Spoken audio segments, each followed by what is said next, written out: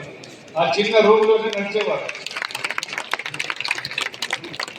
అంటే వారు కూడా దేహానికి ఎక్సర్సైజ్ ఎంత అవసరం అనేటువంటిది అందరితో కూడా చెప్తూ దాదాపు ప్రతిరోజు క్రమం తప్పకుండా రూమ్లోనే బాగుంటారు. చిన్న రూమ్లోనే 40 నిమిషాలు ఆ ఉన్న 10 అడుగులు 15 అడుగుల రూమ్లోనే తిరుగుతూ ఉండేవారు.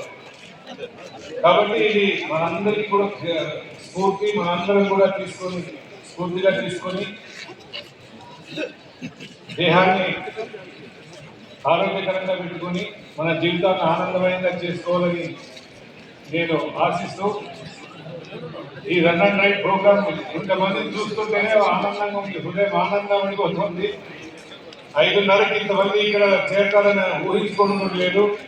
I think organizers, we should put our hands together for the Satyasai organization for fantastic work.